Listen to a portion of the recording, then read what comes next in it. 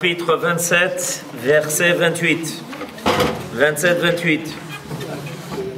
Alors, comme on aime bien cette bracha, on va aujourd'hui en parler un peu. Veiten lecha Elohim mital hashamayim umishmane haaretz verov dagan vetirosh ya'avducha amim. Amen.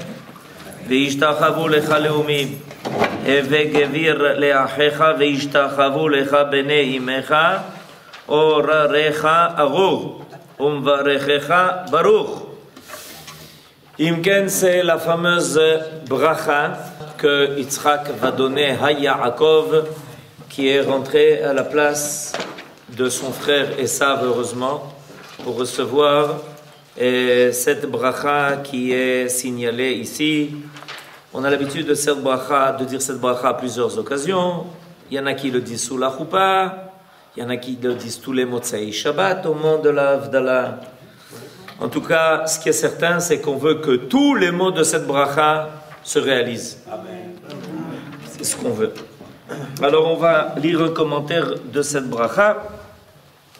Veiten lecha Elohim mital hashamayim. Que Dieu te donne de la rosée des cieux. Le Zohar attribue à ces bénédictions un sens profond, ainsi qu'aux circonstances exceptionnelles qui les entourent.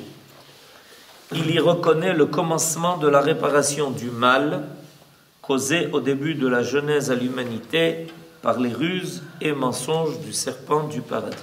Donc ça nous ramène à très loin en arrière. En fait, c'est un thème qu'on a déjà évoqué.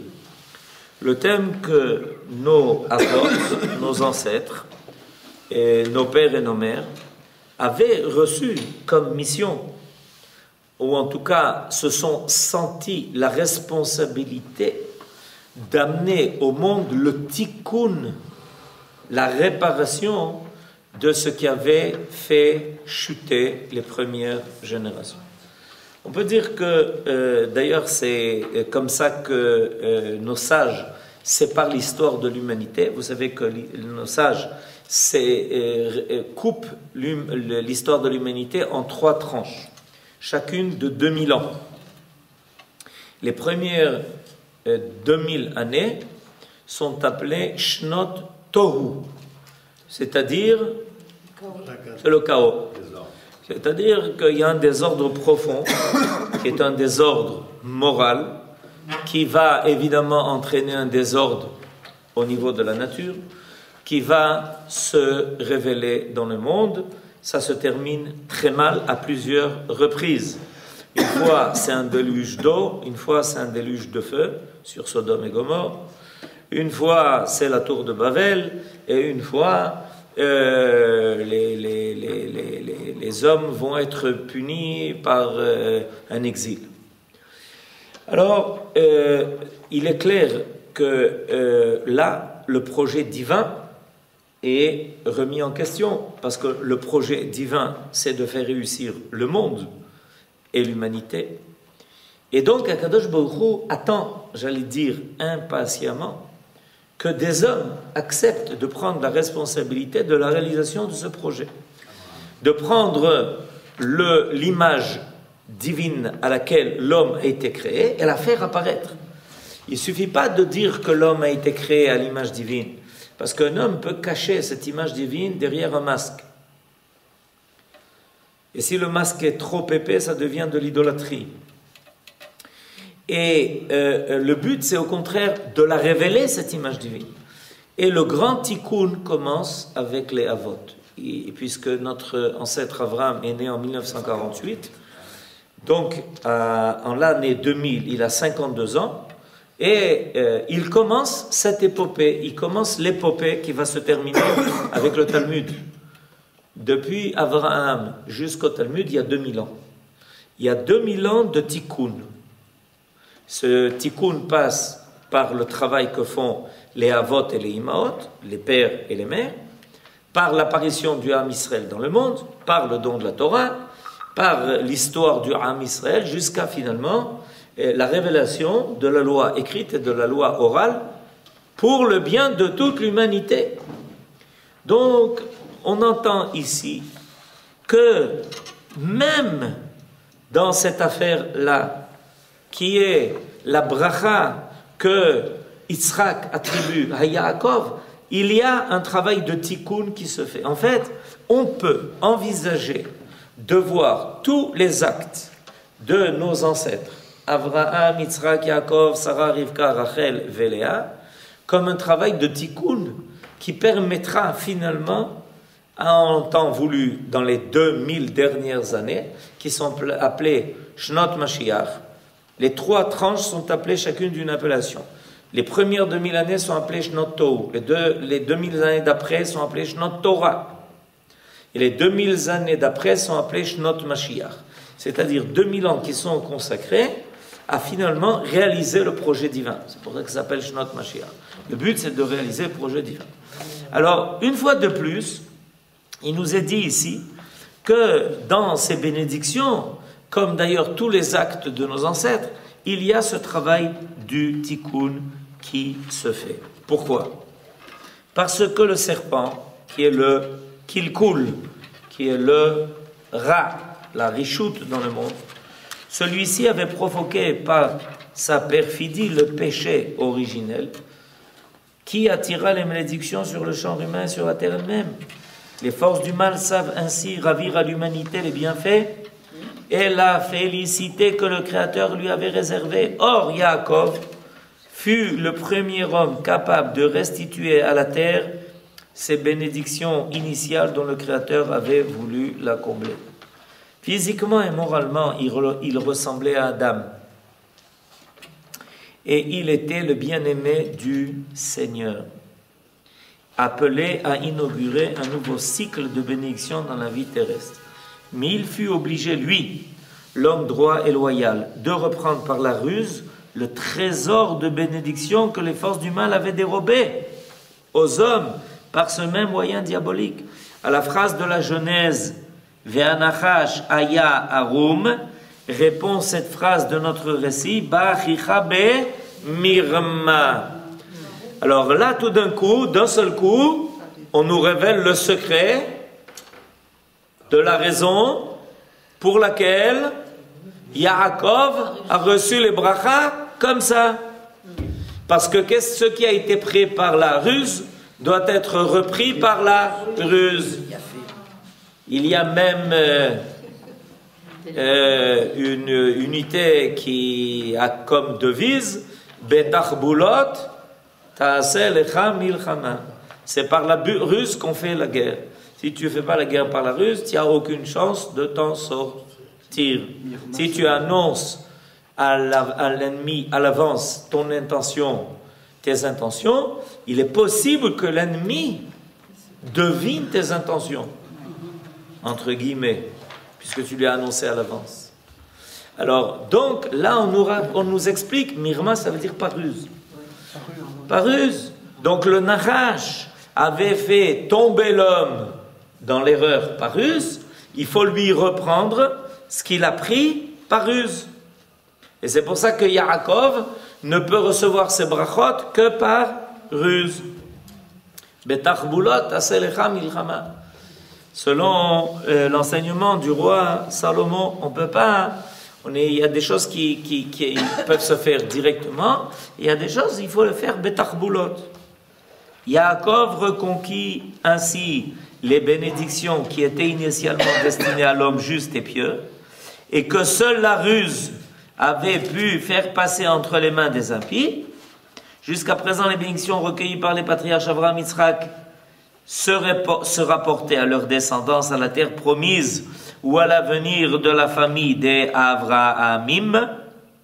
Mais la bénédiction adressée à Yaakov concerne la richesse matérielle, la fécondité du sol et la prospérité de la terre. Enfin, la bénédiction prononcée après le péché originel sur la terre et sur l'homme qui la travaille semble levée. Et le juste pourra espérer vivre en paix avec Dieu et la nature au milieu d'un jardin de Éden, tel que le plan divin l'avait conçu dès la création. C'est-à-dire que, en réalité, cette bracha, qu'est-ce qu'elle enseigne? Vous savez que quand, à cause de la faute dont l'initiative était chez le Nachash, la malédiction s'était abattue sur Sur Adama et Adam. Sur Adama et Adam. Pas seulement sur Adam. Arura, Adama, Bavoucha. La malédiction, c'est... Donc il y a une situation dans le monde où la terre ne donne pas ce qu'elle devrait donner ou tout ce qu'elle devrait donner. Et l'homme est obligé de travailler dur et il perd un temps énorme à essayer d'avoir un morceau de pain. Alors que ça devrait être naturel, que l'homme puisse se nourrir et qu'il soit disponible de son temps pour des choses beaucoup plus élevées que d'enlever des pierres pour labourer un champ. Et voilà que tout d'un coup, avec la bracha qui est donnée par Yitzhak et Yaakov, ça réapparaît. Veiten lecha Elokim mital hashamayim ou mishmane haaretz. Comment? Comme ça. Facilement. Sans avoir besoin de... Donc on est en train ici, par cette bracha, de surmonter la klala. Dans cette bracha, il y a ici l'idée que la klala de l'origine de l'humanité, qui a marqué l'origine de l'humanité, puisse être surmontée. Et on a évidemment, ce travail n'est pas terminé. Il y a encore dans le monde des méchants qui profitent des bienfaits de la terre, qui profitent des bienfaits de Hakadosh Baruch Hu. La bénédiction. Et étant donné qu'ils profitent de ça, ça va toujours très mal. S'ils arrivent à s'emparer de ce qui est destiné à l'homme pour que l'homme réussisse le projet divin, eux s'emparent de ça pour le contraire et pour amener le monde et ramener le monde à une situation de tohu, de chaos. Eh bien, c'est exactement le nachash. C'est le sipour du nachash. À chaque fois que dans le monde, les méchants s'emparent de quelque chose de bien, vous comprenez? On peut penser que l'énergie atomique, ça aide à développer le monde, à fournir de l'électricité, à développer les déserts, etc. Et il y en a qui veulent s'en emparer pour détruire le monde. Mais catastrophe. Nachon, ben c'est l'histoire du Nachash. C'est rien d'autre. C'est l'histoire du Nachash. Le Nachash, il se frotte les mains quand il entend qu'il y a une klala qui s'abat sur l'homme, al-Adam, ve'al-Adama. Lui, il se frotte les mains. Et il n'a pas de problème, parce qu'il va manger la poussière de la terre. Donc, à son niveau, pas de problème. C'est pas de problème. Si tu dis, mais tu es en train de ramener le monde au chaos. Réponse, mais moi, dans le chaos, je m'entends très bien. Je me débrouille très bien. Puisque j'appartiens au monde du chaos, donc je n'ai aucun problème avec un état chaotique. Qui est-ce qui souffre d'un état chaotique? Ceux qui appartiennent au monde du tikkun. Mais celui qui appartient au monde du chaos, il n'a aucun problème avec un état chaotique. Alors regardez un peu dans quel paradoxe on se trouve. Les gens qui voudraient un monde mesoudar, ils essayent de convaincre quelqu'un qui fait partie du chaos de renoncer à l'état chaotique. Et l'autre, il rigole, parce que lui dit au contraire, plus l'état est chaotique, plus ça m'arrange. Moi, le serpent, je n'ai rien besoin d'autre que de manger la poussière de la terre. Donc ça ne me dérange pas. Que ça soit un désert, j'ai de quoi manger. Qu'est-ce que vous dites, Daniel? Il change de peau tous les sens. Et il change de peau. D'identité. Eh bien oui, bien sûr. Ouais. Le nachash change de peau. C'est nachon. On est dans le principe de Mida, Keneged Mida, la ruse, la ruse. Pardon? La ruse, la ruse. Le principe de Mida, Keneged Mida, dans la ruse. Oui, c'est Mida Keneged Mida. C'est ça. Et c'est vrai que c'est Mida Keneged Mida. C'est Mida Keneged Mida et c'est un tikkun. C'est plus que Mida Keneged Mida. Mida Keneged Mida, ça veut dire tu seras puni que de la même façon que ce que toi tu as fait. Mais en réalité, c'est un tikkun. J'explique pourquoi. Parce que rien n'est inutile dans le monde. Rien est inutile dans le monde. Ok? Si quelque chose dans le monde apparaît, il faut qu'il apparaisse pour quelque chose de positif. De positif. Si la ruse existe, elle doit avoir une raison d'être. Alors, la ruse existe. Elle a une raison d'être. Ça doit servir à quelque chose. Par exemple, des fois, on a besoin de se servir de la ruse pour une bonne chose. Je vous donne un exemple. Il y a quelqu'un qui a besoin d'être aidé. Il est dans une difficulté financière. Alors, tu lui dis, תמام, שלומך? בסדר. אולי אתה צריך הלוואה. הלוואה, tu as peut-être besoin d'un prêt. Un prêt, je suis pas sûr que je puisse le rendre. Non, je te le prête. Quand tu pourras le rendre, tu le rendras. Celui qui fait le prêt, il n'a pas d'intention de le faire le prêter, il a intention de lui donner.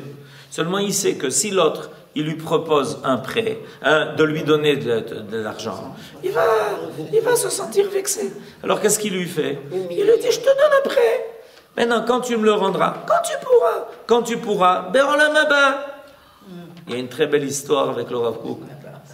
Une fois, le Rav Kook est allé avec son fils. C'était le Rav Tsiouda, il était très jeune, il avait 13 ans, chez le médecin. Il avait un médecin chez qui il allait toujours, à qui il faisait confiance. Il est allé, et le médecin a examiné le Rav, il lui a donné les médicaments qu'il fallait, etc. À la fin, le Rav demande au médecin combien je te dois. Et le médecin lui dit non, rapidement. Alors le gosse, à cette époque, c'est le fils du Rav Kook, il dit au médecin, tu n'as pas le droit. Il dit pourquoi? Il dit parce que dans la Gemara, il est marqué qu'un médecin gratuit, il vaut gratuit. C'est comme ça que c'est marqué dans la Gemara. Seulement, le médecin, il était aussi picard. Alors le médecin, il lui dit, je t'ai dit que c'était gratuit? Je t'ai pas dit que c'était gratuit. Et regarde, alors il lui sort de dessous dans un tiroir, il avait un calepin. Il dit, regarde, à chaque fois que ton père vient, je marque la visite. Et je marque mon dû. Maintenant, mon dû. Maintenant, je suis obligé d'être payé maintenant. Je ne suis pas obligé d'être payé maintenant. Je serai payé quand moi je le réclamerai. Viendra un temps où je réclamerai mon dû. Mais moi, dans ce Olam Hazé, je n'ai pas besoin de tout ça. Viendra un temps, je réclamerai mon dû. Maintenant, ce n'est pas gratuit. Mais d'un autre côté, je serai payé quand je voudrais. Alors il lui a dit, tu m'as vaincu. J'ai rien à dire. Kol echad mutar lo. C'est mutar la sota cheshbon hazé. Il faut se servir de la ruse. Alors, qu'est-ce qui se passe? Le Nachash, il a pris cet instrument qui s'appelle la ruse pour faire échouer l'homme. Il fallait qu'un jour, dans l'histoire, quelqu'un prenne la ruse pour faire réussir l'homme. Et ça, c'est le secret de Rivka. Qu'est-ce que Rivka fait? Elle dit à son fils, Yaakov, rentre recevoir la bracha à la place de ton frère. Ma mère, c'est de la ruse. Je ne peux pas faire des choses pareilles. Je ne suis pas dans le Shabbat, je ne suis pas dans le Mossad. Rentre à la place de ton frère. Et comment je vais rentrer? Il va s'apercevoir. Non, je vais te donner ses vêtements. Les vêtements de Adam Rishon. C'était les vêtements de Adam Rishon que ça avait. C'était les vêtements de Adam Rishon qui avaient été pris par Caïn, qui étaient passés dans l'ordre chronologique de Adam Rishon, Caïn, Nimrod, et c'est arrivé à Esav, parce qu'il était à Ben Agadol, Magialo. Donc en fait, qu'est-ce qu'il a hérité? Il a hérité de la force. Le Beged, c'est ce qui donne la possibilité à l'homme d'apparaître dans ce monde-ci. C'est la façon dont il apparaît dans ce monde-ci. Alors, il a pris cette force-là, et qu'est-ce qu'il fait avec? Qu'est-ce qu'il fait avec? Les pires des choses. C'est ce qui est marqué. Ish Sadeh, Ish Yodea Tsaïd. C'est quoi Tsaïd? Mais c'était un chasseur, pas seulement de gibier. Il chassait les hommes, il chassait tout ce qu'il voyait. Il leur racontait des histoires, il les faisait tomber dans son piège. Il faisait les pires choses. C'était un chasseur, c'était un brigand de grand chemin. Et quand il voulait attraper quelque chose, ou quelqu'un, ou une bête, rien ne lui résistait. Pourquoi? Parce qu'il avait ces vêtements-là, qui lui donnaient la capacité de courir comme un cerf. Rien ne lui résistait. Alors Rivka a compris, il a dit, mais ces vêtements, ils ne sont pas chez la bonne personne. Il est en train de se servir d'un instrument extraordinaire, la force qui était chez Adam Arishon, pour faire les pires des choses. Il faut se servir de la ruse pour ramener ça là où il faut. Vous avez compris? Alors qu'on ne nous raconte pas d'histoire en nous disant vous vous servez de ruse. Dès qu'on doit se servir de ruse, c'est le tikkun qu'on fait. En se servant de ruse, c'est le tikkun qu'on fait. On fait le tikkun de ce que les autres font en se servant de ruse pour faire le pire des mal. Tout à l'heure, vous avez dit la ruse militaire, c'est la stratégie. Pardon? Vous avez parlé de la ruse militaire, ça sert pas la stratégie. Mais dis-donc, quand c'est la bonne ruse, ça s'appelle la stratégie. En face de Réchaïm, il faut avoir un langage rusé. Bien sûr. Ah bon? Bien sûr. Sinon, ils ne comprennent pas. Mais non, ils ne comprennent pas. Si vous leur parlez directement, ils ne comprennent pas. Ils pensent que vous êtes... Ils pensent quand il y a un Ishtam qui part avec un rachat, ils pensent qu'il est tipèche. C'est un tipèche. C'est un tipèche. Il rigole. Il dit, on va la voir. On va la voir. C'est l'oroïm, c'est un tipèche.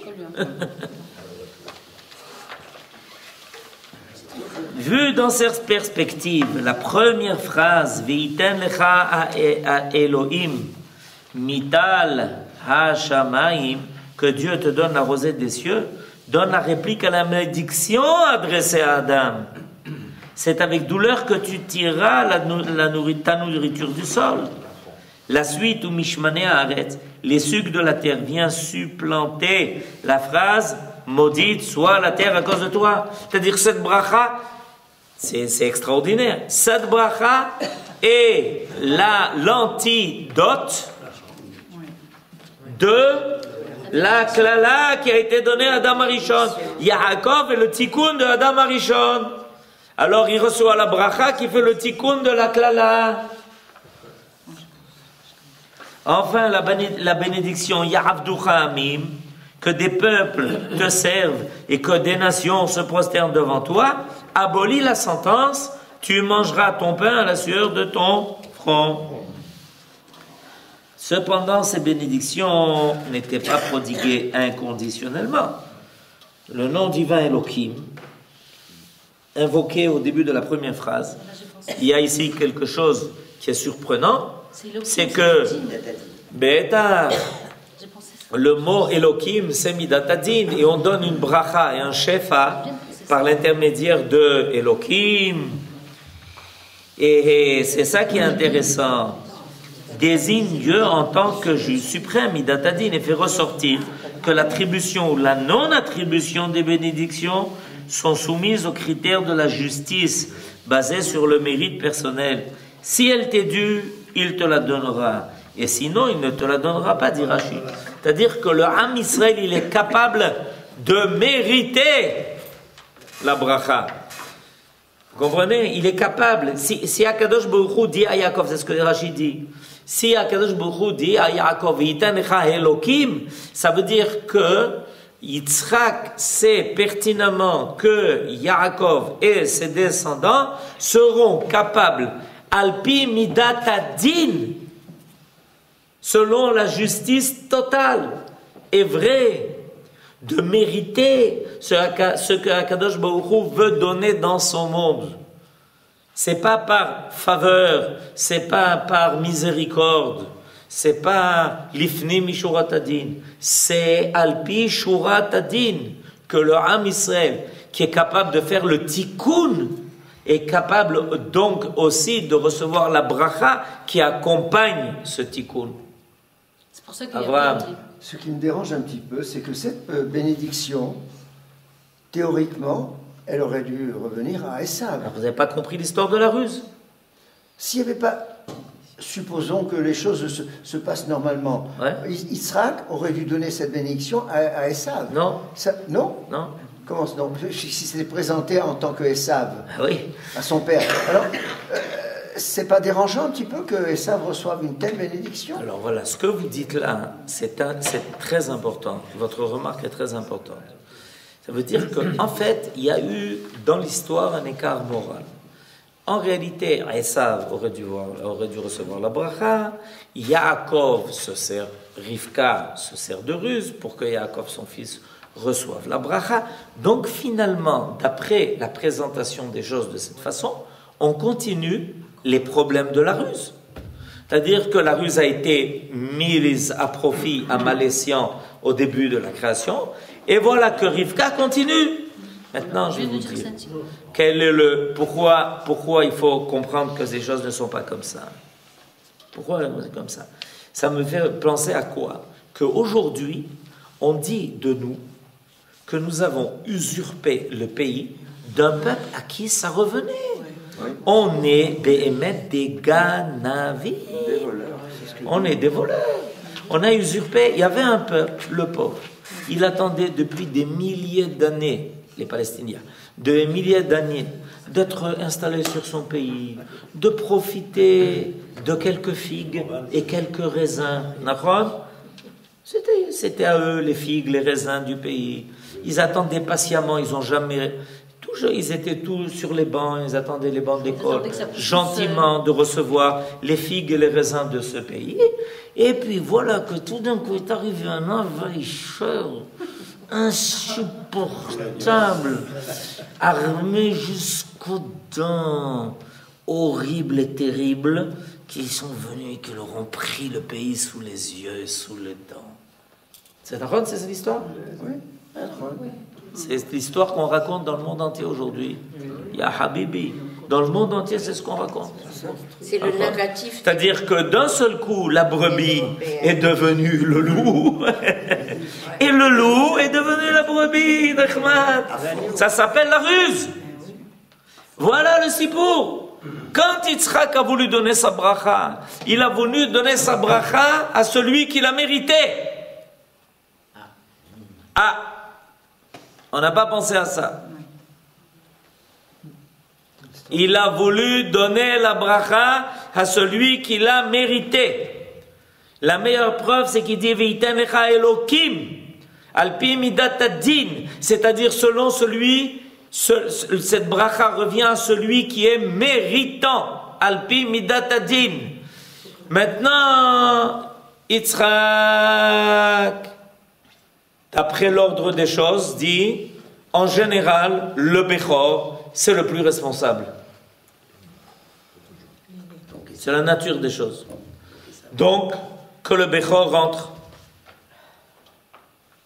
Et regardez la seule question qu'il pose. Quelle est la question qu'il pose à Yaakov qui rentre à la place de Esav? C'est toi le Bechor? C'est toi le Bechor? Quelle est la question qu'il lui pose? Quelle est la question que Yitzhak pose? Parce que à son niveau, qui est-ce qui est méritant? Celui qui est responsable. Vayomer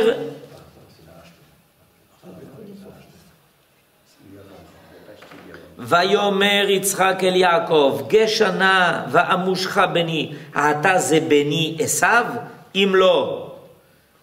Pourquoi il lui dit ata ze beni Esav? Ata ze Esav ou ata ze beni? Beni Esav, celui qui est le Bechor. Tu es le responsable. Vayigash Yaakov el Yitzhak vivayemusheu, vayomer hakol kol Yaakov vayadayim Esav velo ikiro. Vayomer ata ze beni Esav, vayomer ani. Zot omeret, au niveau du Bechor, toute l'histoire là se passe par ça. C'est que en réalité Yaakov avait jeté la Bechora. Ça veut dire quoi? Il a accepté d'endosser la responsabilité du Bechor. Alors maintenant, quand Esav arrive, tout d'un coup il devient le misken. Il veut recevoir la bracha Bechor et bracha et barech, c'est les mêmes lettres. Sans les contraintes. Bechor, barech. C'est les mêmes lettres. Barech, Bechor, c'est les mêmes lettres. C'est-à-dire que il veut recevoir la bracha sans la responsabilité du Bechor. Et Rivka dit mais c'est une catastrophe. On veut retomber dans l'histoire du Nachash. Le Nachash, il veut avoir les bienfaits de l'homme sans être un homme. Il veut rester Nachash, mais il veut recevoir les bienfaits de l'homme. Alors qu'est-ce qu'elle fait? Elle remet l'histoire en place. C'est exactement ce qui nous arrive. On est arrivé ici, sorti directement des fours crématoires qu'avait mis en place l'Europe, civilisée, éclairée, démocratique, libre, égalité, fraternité, tous les mots existent. Et directement on débarque d'ici. Et tout d'un coup maintenant, j'ai lu hier que un quart, tenez-vous bien, un quart des Allemands, Oui. un quart, non, pas sont antisémites. Il n'y a pas un quart des Allemands qui sont antisémites, beaucoup plus. Beaucoup plus. Non, il y a un quart des Allemands, ils ont fait une enquête, un quart des Allemands ont dit que les Israéliens d'aujourd'hui sont des nazis. Un quart des... C'est bien, les Allemands. Un quart des Allemands ont déclaré que les Israéliens aujourd'hui sont des nazis. Un quart des Allemands. Vous avez compris ce que c'est que le Nachash? 70 ans après que ce pays ait mis au point au point dans le monde le système d'extermination le plus élaboré qui existe, ils prennent la victime et un quart des Allemands ont déclaré. Maintenant je sais pas, vous savez, quand il y a un quart qui déclare, il y a un quart qui déclare pas. Il y a un quart qui a déclaré que nous sommes des nazis. Mais vous vous rendez compte un peu où on est arrivé? Statistique officielle. Raïta et Daniel. Ah, Raïta, ils ont parlé de ça à la radio. Un quart des Allemands. Les fours crématoires, il y a la fumée qui monte encore. La fumée, elle continue encore, elle monte encore. Elle n'est pas encore éteinte, la fumée des fours crématoires. C'est pas étonnant chez le Boker. Ah, c'est vrai qu'il y a chez la Boker. Ils déclarent que nous sommes des nazis. Nous. Alors, c'est un nachash ou mythe? Vous avez compris ce que c'est que le Nachash? C'est ça le Nachash. C'est le nachash ou mythe? Écoutez, Bédiouk, c'est un mythe. Bevadek, c'est ça le Nachash. Le Nachash, c'est un mythe. Maintenant, le Nachash, c'est la gematria de Mashiach. Le Nachash, c'est gematria Mashiach. Parce que c'est le tikkun que le Mashiach doit faire. Il doit prendre les forces du Nachash et il doit faire repasser les forces du Nachash au bon endroit. C'est ce que Rivka après elle a fait. Elle a pris les vêtements de Esav. Il lui dit Ya Habibi, Maspik, Chez Yaakov, c'est le tikkun. écoutez, on a volé la porte du camp de Dachau. Elle a été volée. Moi, mon imagination peut-être un peu féconde me dit, bon, maintenant, la porte est ouverte, on va vous remettre dedans. Ça corrobore un petit peu ce que vous venez de dire. Tout ce que vous pouvez dire et imaginer, etc. C'est une imagination, mais oui, mais ça, voilà, c'est il n'y a pas de hasard. זה המצב, רבותיי, זה המצב היום. זה המצב היום. La mida de Yaakov, c'est le Hémet. Et la mida de Yaakov, c'est le Hémet. C'est quoi la mida du Hémet? La mida de Hémet, c'est de faire réapparaître la vérité. C'est ça notre combat, c'est faire réapparaître la vérité. Dans les Yaakov. Quand on me dit les Allemands ont changé, ils n'ont pas changé du tout. Yitzhak, il connaît la nature de Esav. Comme Rivka, comme sa mère. Yitzhak repère chez Esav, Yitzhak repère chez Esav des qualités qui lui permettent d'être le Bechor. Qui lui permettent d'être Bechor. Mais ça, seulement Rivka voit que Esav met à profit ses qualités dans le mal. Maskana, Nachash. Alors on dit pourquoi elle le voit? Parce qu'elle avait dans sa famille des Réchaïm, comme Lavan. Alors que le malheureux Yitzhak, il était pur aussi, puisqu'il n'avait comme repère que Abraham et Sarah. Parce Et qu'une que mère, Rivka, parce elle connaissait qu'une le mère, mal. parce qu'une mère voit ce qu'un père ne voit pas. C'est Yallah, dans le c'est ventre pas des beau. chats. Ça. Une mère voit ce qu'un père ne voit pas. Shabbat shalom.